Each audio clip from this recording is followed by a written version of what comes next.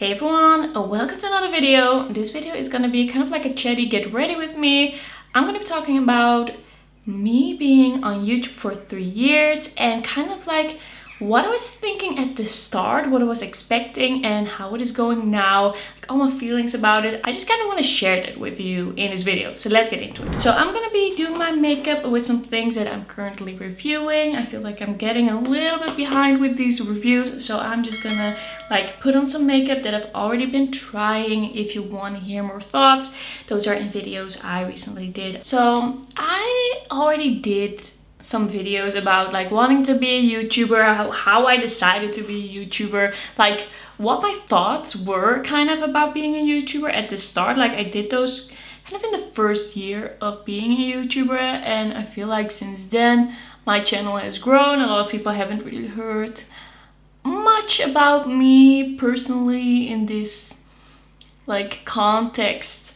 So I wanted to talk a little bit about that. And let's just start with, I have been into makeup for about like 15 years now, like since I was 11, 12 years old. I was reading beauty blogs, I was watching Nick tutorials, and that was a little later. I was watching Nick tutorials, I was watching Tati, I was kind of like going from beauty blogs into YouTube, and from the moment kind of that I discovered YouTube and beauty YouTube, I wanted to be a beauty YouTuber. I didn't really feel like I had the like space to do that, and I was also very young. I wasn't really ready to be a YouTuber, even though I thought I was. I'm gonna be using the pink Swan palette from Flower Nose. If you want to hear this more in detail, I did talk about this a little bit. I will see if I can find that video. I think that could be interesting. But I had a beauty blog personally myself. I started a beauty blog when I was like 17, 18 years old, and I kind of discovered that it wasn't for me. I didn't feel a connection while beauty blogging. It just felt a little too much like talking to a computer, and it also wasn't like a lot of people were visiting my blog. It wasn't totally for me, and in that time, during the time I did post one YouTube video. I did post one video in my old room at my mom's house. I had kind of like not a bunk bed, but like a single like higher up bed. I don't know what you call it in English, but I was sitting underneath that. You could see the bottom of that. The lighting was terrible. I had a camera. I filmed it on a camera where I couldn't see if I was in focus, and it was just so incredibly awkward. It was like so awkward, so in the end I did take it off the internet pretty quickly, and that was my first and only YouTube video in a long time. But I still wanted to be a YouTuber. I just didn't feel like my life allowed for me to do that. I was studying, I was very busy, I was just overwhelmed with life. I did not know how to fit that in, and I also was and am kind of a perfectionist, and I didn't want to like film it on a phone, like a really bad phone. I know a lot of people start out that way, and I wouldn't say that you cannot start out that way. I think a lot more people are filming on their phones than I personally even realize. Like sometimes people say it in their videos, like I'm filming this on my phone, and I'm like shocked. So I was kind of waiting for this moment where I could start, where I felt like I could start with this. I think I was also a little scared to start. I was, but 3 years ago I just felt like there was finally some space in my life to do something like this. It was a time in which there was not much else to do because of COVID, and it was a year in which I was just developing a lot of new hobbies and just trying out a lot of new things. And there was just this moment where I was like, I think I will have time to do this. I think if I start this now, I can make it work. So I just started filming videos. Like I was very scared at the beginning, but that was when I started, because before this I did make a couple of YouTube videos. They were like educational, philosophical based. Me and my boyfriend, we started this channel. It's not online anymore. Those videos are not there anymore because it was really bad. It was really awkward. Like, we didn't do a very super professional job, but for both of us it was our first YouTube channel and we're kind of like trying some things out, and that kind of like opened some doors for me as well, because I also, before I started doing that, I didn't know how to like edit videos, how to film videos. I didn't know a lot about it. Like, there's a learning curve. Like, when you start YouTube, you have to figure out the tech stuff as well, and I feel like I'm far from being like good at that, but I'm good enough, I think, to make it work. Like, but it's also just something you have to do if you wanna up the quality of your videos. Part of the process, and that is one of the things that I didn't really realize, that it was gonna be this kind of technical. Like, there are so many programs you have to learn to use, and there are so many things that you can do to like make the quality better. So many things you can learn that have nothing to do with talking in front of a camera and doing your makeup. And of course you can ignore that part of it. You can ignore it. Nobody's forcing you to like dive into the tech part of it. And you know, I've been pretty lucky because my boyfriend has helped me with a bunch of things. Like, he's pretty good with tech. Okay, I'm almost done with my eyeshadow, and I feel like I haven't even really arrived at the place in the story where I wanted to be at. Like, I wanted to give you a quick like start of the channel from a perspective like 3 years later. There's just so much to tell. Like, I've been wanting to do this for forever, and I'm really happy that I get to do this now, and I'm extra happy that I get to do this now in my own beauty room. It's like the best thing ever. I love it. Since I've moved, it's just so much easier, so much more chill to film videos, even though my life has been pretty crazy and I haven't filmed as many videos as I even expected to. But okay, I started my channel. I was really scared. I knew it was gonna be awkward, and that is one of the things I kind of did for myself. One of the things I kind of did for myself when I started this channel is I went back to the oldest YouTube videos I could find of YouTubers I really look up to and YouTubers I really love the videos of and that I kind of aspire to be like. I went back and watched the first few videos and I was like, okay, everyone's videos are at least a bit awkward at the start. It is just natural, it's just the way it is. So don't beat yourself up over it. Don't be too like specific when filming your first video. Just get it out of the way. Just do it. Just get it out of the way. Get it out of your system. And just don't be too harsh on yourself, because look at where these people started, where these YouTubers started, and look where they are now. And looking at what other people are doing is still something I do a lot, but not in the sense that I try to copy them or anything, but you can learn a lot from just looking at what does well for them. Taking into account that they are probably a bigger account, they probably have more followers, so like more personal videos could do better for them because they have a lot of fans and I might not have. I'm a bit of a smaller channel still. Like, I have grown a bit in the past 3 years, but nothing like super crazy. I think now I'm almost at 2.5K, which is a great number, like something I'm very happy with, but it's nothing, there's nothing, but for me nothing has really blown up like crazy. Okay, I'm gonna try and get to the point. When I do my makeup and talk about something like this, try to tell a story, I just kind of forget where I'm going half of the time. Okay, so I started out and I was expecting to not buy anything for review ever. I was expecting to only buy the things that I would use and love anyway. That was what I was expecting. I thought, why would you feel like you have to buy something?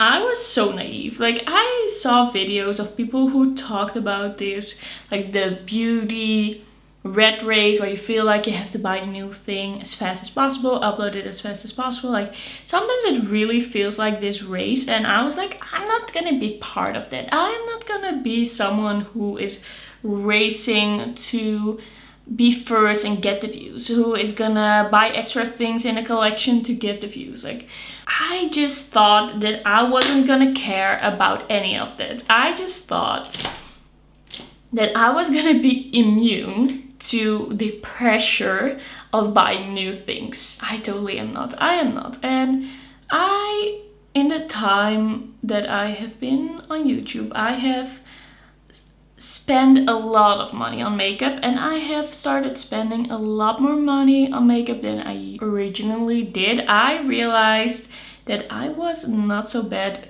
before I started my channel, and then my channel just kind of totally shifted my perspective on makeup, new releases, what I'm interested in. Now there's always kind of like this balance that I'm looking for, where I want to buy things that are interesting for you to watch, and I want to buy things that are interesting for me to use. And I do feel like sometimes I buy things that are a little bit more towards the one side or the other side. Usually they are a little bit more towards the side of I want to post a video that people are interested in. Like, I started out thinking that I wouldn't care that much about being successful on this platform. I thought I was gonna care about just like being on YouTube and sharing my love for makeup. That was my like goal I started out with, and that is still what keeps me going on the platform. I feel like without this absolute love for makeup, I wouldn't be able to do this and keep doing this. Like, I've had a couple of breaks. I've had some times in my life where I took a break, like a few months, and I don't think I could have done that any differently. Like, sometimes I compare myself to people who upload like 4, 5, 6 times a week. It is very easy to compare myself to that, but I was a full-time student and now I'm a full-time worker, and sometimes I kind of forget that my life isn't looking the same as a lot of the people that I follow that do this full time. And I feel like sometimes I wish I could do that, but sometimes also I love, like, often I do love the structure and the like stability of a like full-time office job. I feel like it does work for me to combine this, like combine those two, but sometimes I do feel like it is hard to combine. Sometimes it's just a lot to try and do everything together, and I'm pretty like harsh on myself.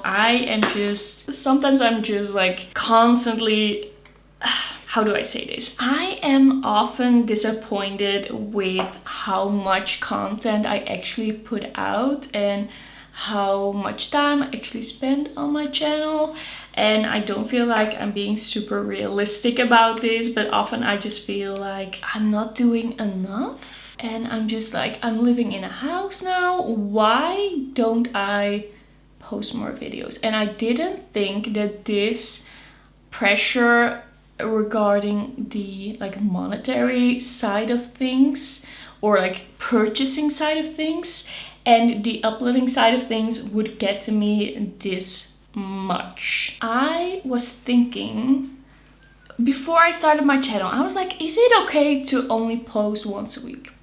I wasn't even thinking about growing. I wasn't even thinking about the numbers. I was just like, is it okay? Like, can you call yourself a YouTuber if you only post once a week? That is just what I wanted to know. That is just what I was kind of aspiring to do. I wanted to be a YouTuber, but I just wanted it to be pretty chill, and I didn't want it to cost much money, and I didn't want it to alter my life too much. And now here we are, and I failed in all of those things. I think that is kind of like the takeaway of this video. I changed a lot. in these past few years, and I've learned a lot, and I have completely, utterly enjoyed being a YouTuber. It has brought me a lot. I have just had so much fun, and I've had so much fun kind of like discovering what people like to see. I didn't know I was gonna have this much fun kind of like analyzing what people like to see and what does well, what doesn't do well, even though I am far from like perfect on YouTube, otherwise I would already have 1 million views. I am not the most successful YouTuber out there, but still I found it very interesting. The thing is also that I know some things that do well. I know that if I would start telling you like horror stories, or I would do something like talking about bad movies, or doing commentary like drama, or if I would start talking about true crime while doing my makeup, I could make more money with that, and I could be more successful with that. But that's not what I want to do. I just really like makeup, and I don't like those things. I wouldn't watch it myself. And the thing with me and my channel, I want to make content that I want to watch myself. And if I make content that I don't want to watch myself, I don't feel like I've really done that. But if I kind of think about that, or if I kind of contemplate that, or if I do something that's a little bit towards that, I just feel like I'm kind of betraying myself or what I'm doing here. Like, I want to spend, like, I'm fine spending some more money on makeup, like I'm fine with it. Of course, it's not always like the best thing if you want to buy some furniture, but you have to save for it, but then you bought some makeup and it's like you can't spend money twice. I'm fine with that, but I don't want to do things on YouTube that I don't enjoy. And I feel like if I buy a collection, an extra collection, or some extra things, or if I spend a bit more money on makeup, I'm still doing the things that I enjoy doing on YouTube, and it might make me feel a little bit overwhelmed, but I'm still generally enjoying being on here. And I'm always, like, not always, but sometimes a bit unsure if I'm doing the right thing. Like, if I should doing this thing that I'm doing, like reviewing mostly indie makeup, reviewing things that aren't like super popular right now, reviewing things that maybe not everyone is looking for. I'm just wondering if I should change my aesthetic or themes, or like if I should change anything. I'm, by the way, using the duo from Tilbury. This is the Hollywood Blush and Glow Glide Palette in the lighter shade. By the way, this sticker is so crooked. I hadn't noticed that. That's a very crooked sticker. Or maybe I should like be more like crazy in my videos. Like, I don't know. I feel like I'm not joking around and I'm not yelling at you in videos, because that's not my personality. I feel like you see my actual personality in my videos. I am quite a like chill, laid back person, mostly, usually. That's how people would describe me, I think. I am like somewhere in between an introvert and an extrovert. I like hanging out with people, I like doing fun things, but I also like just reading a book on my own, or just like staying in and being home all weekend. Like, I like being by myself or with my boyfriend or with my cat. I don't want it to always be like so many people around me and craziness, and I like being a bit busy, sometimes a little bit too much. I am gonna use the SheGlam Pinky Promise Cosmic Crystal Mousse highlighter on top of the highlighter I already applied, because I feel like kind of disappeared a little bit with the blush. I do feel like, especially because I've had these breaks, like I've had a break this year because of my move, and I had a break last year because of a lot of things, also things I haven't really gone into, and I don't know if I really will, but there were some things going on that made it really hard to film videos. Like, my life was upside down in many ways. Last year, around the time that I took a break, I wasn't even really sure if I would go back to YouTube at that point, and I also wasn't really sure how that would look like, if I wanted to change anything. That is where this doubt I had about what I was doing, if it was successful enough, kind of like came to a head. Is that how you say it in English? Like, it was just all getting a little bit too much. I kind of had to think about what I wanted to do, and in the end I did come back. And at this point I do feel like I will always come back, because there's just something about YouTube that nothing else in my life can give me in this way. And I just feel like I feel so strongly about makeup, and I feel so strongly about like sharing my knowledge for makeup, that I would always want to come back and share my thoughts and share my opinions. Like, when I wasn't a YouTuber yet, I would just watch these videos and I would be like, oh, it would have been so fun for me to review that collection as well. Or I would feel like, wow, that would be so fun to share my opinion on this. Like, by the way, one of the things, okay, this is also one of the things I expected to do, but that didn't happen. One of the things I really wanted to do was Will I Buy It style videos. The two things where expectation and reality were totally different is, one, the pressure of like buying the new makeup, reviewing the new makeup and uploading a lot of videos. I didn't expect that to happen. And two, I thought that I was gonna upload Will I Buy It videos every week, and I started out by doing that, and I have done, I think the last Will I Buy It video that I filmed was like a year ago.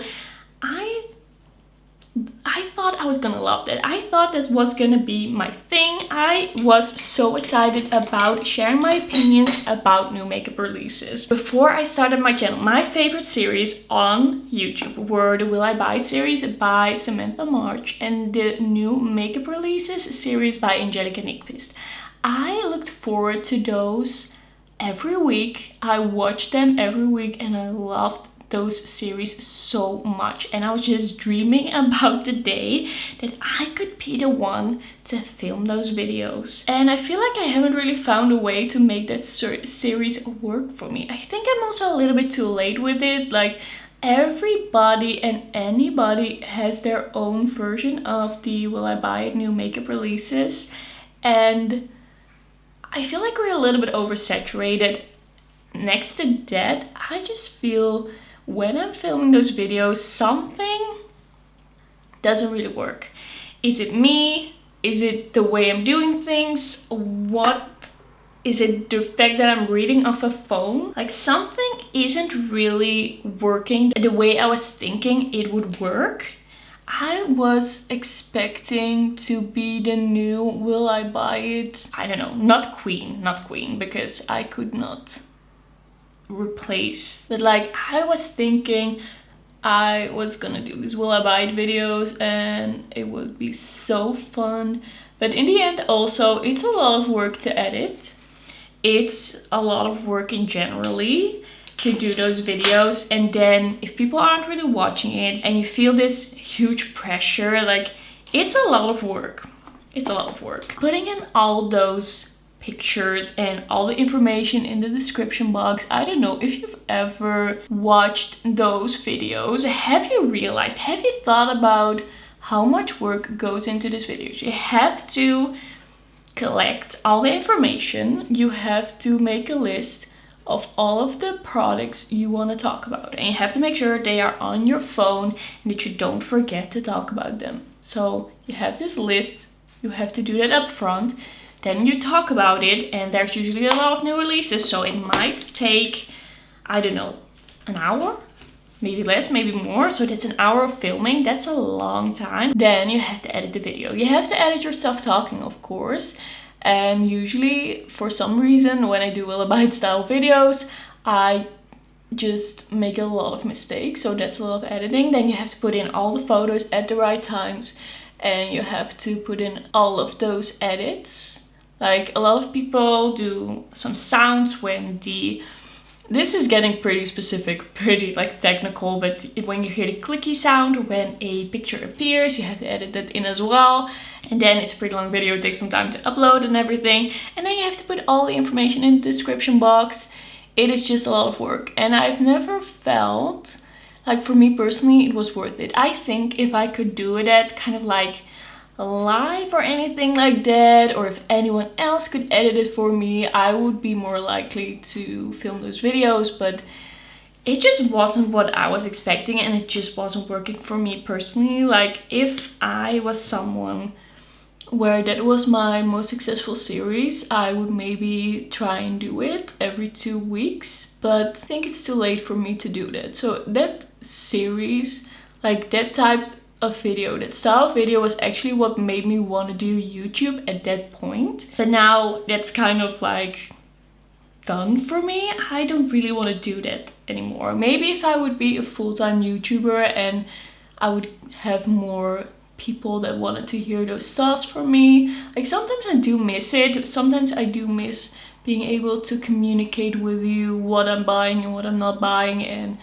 like what you can expect from me. Like, that's a good thing, because sometimes you don't know really that something is coming my way and that I'm still gonna review it, and like maybe then you would wait for my review, I don't know. So yeah, that's quite a shocker actually. I kind of forgot about it, but I would also say that I have kind of like not totally stopped, but I don't watch those type of videos a lot anymore. Like, they are nice videos, but nowadays I am a bit less focused on other YouTubers and more focused on myself, because I used to always wait.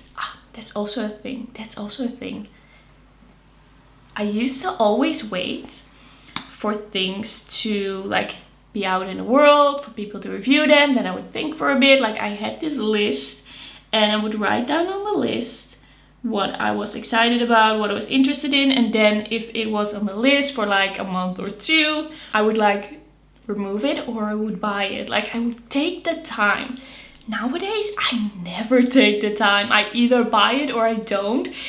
There are a few exceptions. Like, there are few exceptions. I also don't think that I would very easily, very quickly buy all the releases on Black Friday. I don't see myself doing that unless there's like this video that I want to do that is like a full face of this and this brand that I haven't tried before. That could happen. So I was thinking that I would just wait.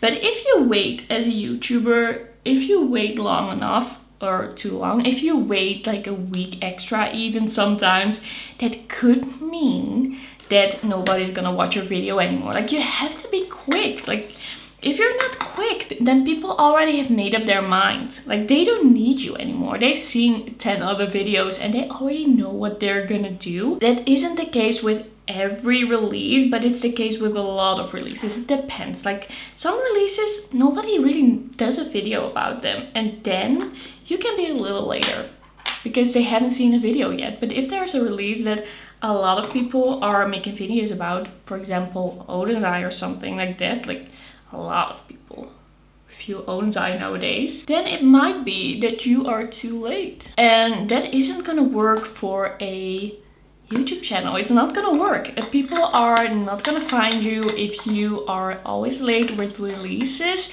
then you can't really be a like classic beauty YouTuber reviewer. Then you should maybe go more into the direction of like Hannah Louise Posen, who is advocating for like spending less and being more careful with your money, like really thinking about what you want to do with your money. Do you need it? Do you not need it? And I was not strong enough to become that person. Honestly, I'm not strong enough to be that careful with my money and with this whole thing. Like, I want to try the new things. I just want to be this person that is in the know, that tries the new things, that people wait on for reviews maybe. I really like doing reviews as well. So that whole system with the list and being very careful, it did work for me before I started YouTube, but then after it kind of stopped for me. I stopped doing that, and I really thought I was gonna be strong. I really thought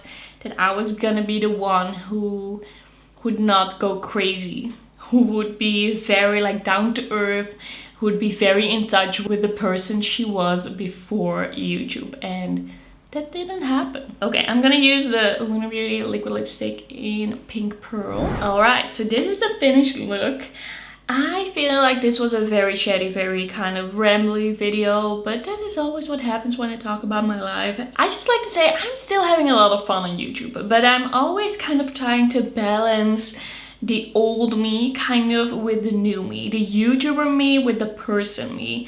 How do I kind of chase success on YouTube and try to grow on YouTube without totally like letting go of balance in my life financially, but also my mental health, taking breaks, taking some time for myself? How do I do it all? It's always gonna be a little bit of an issue for me. Like, I did not expect this to go this way, and I feel like because of that I also wasn't prepared as much as I could have been. Like, spending all this money on makeup, trying to be the first with everything, trying to combine this with a job is just a lot sometimes, but I do like it a lot. I do enjoy it a lot.